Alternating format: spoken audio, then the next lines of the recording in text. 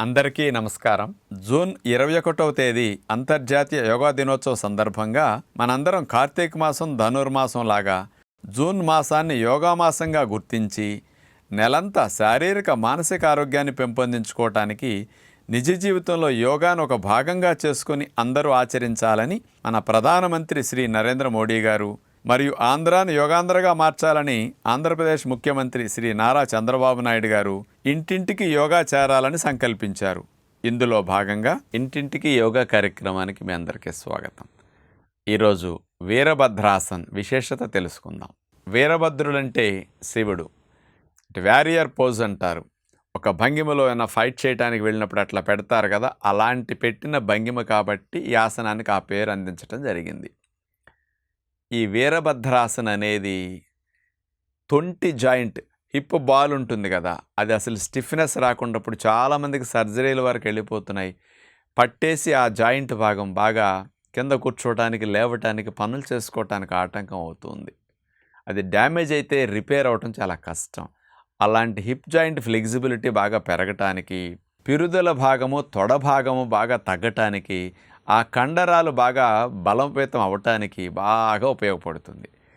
ఎవరికైనా ఆ భాగాల్లో తగ్గినప్పుడు లూజ్ అయి వేలాడకుండా టైట్ అవ్వటానికి బాగా స్ట్రెచ్ అవుతాయి వీరభద్రాసనంలో తొడలో పిరుదుల భాగం. అందుకని అక్కడ బెనిఫిట్ బాగా వస్తుంది.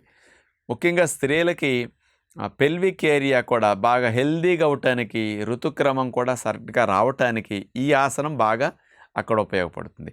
బ్యాక్ మజిల్స్ కూడా బాగా చేతుల పైకి లేపి స్ట్రెచ్ చేస్తాం కాబట్టి వీపు కండరాలు మొత్తం స్ట్రెచ్ అవుతాయి. అందుకని అవి బాగా యాక్టివ్ అయ్యి ఆ బడలికంతా తగ్గించుకోవటానికి మంచి స్ట్రెచ్ బ్యాక్గా జరుగుతుంది వీరభద్రాసనంలో.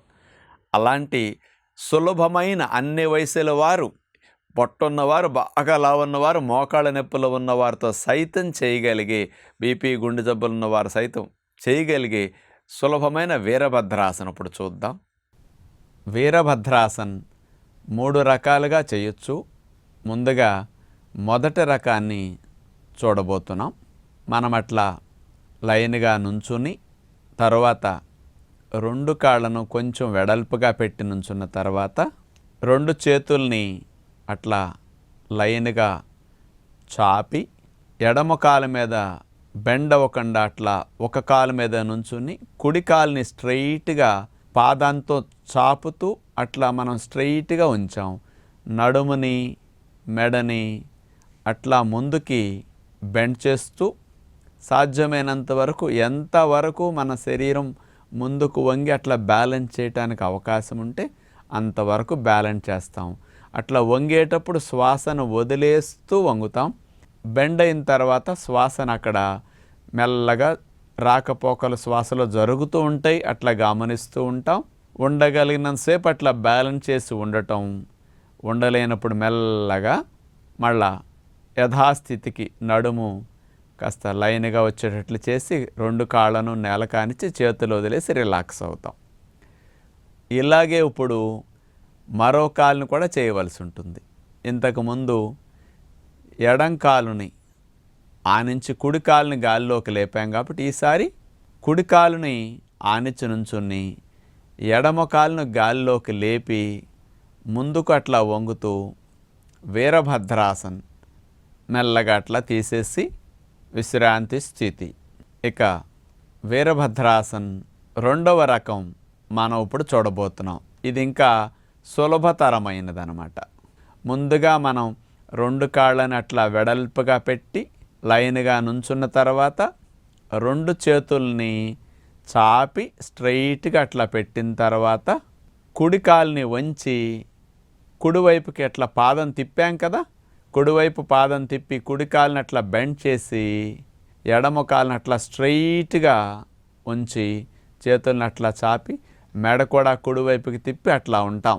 ఈ భంగిమ వీరభద్రాసన్ 2వ రకం అన్నమాట.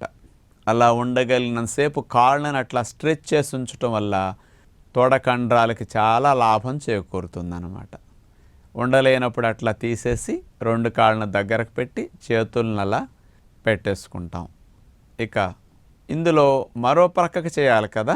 ఇప్పుడు అలా లైన్గా నుంచున్న తర్వాత ఈసారి ఎడమ కాలుని అట్లా వెడల్పుగా పెట్టి ఎడమ పాదాన్ని అలా తిప్పిన తర్వాత ఎడమ కాలుని బెండ్ చేస్తూ మనం ఎడమ వైపుకి మెడను కూడా తిప్పుతూ కుడి కాలుని అట్లా స్ట్రైట్గా వచ్చే వరకు ఇలా వీరభద్రాసన్ రెండవ కాలు మీద కూడా చేయటం జరుగుతుందన్నమాట.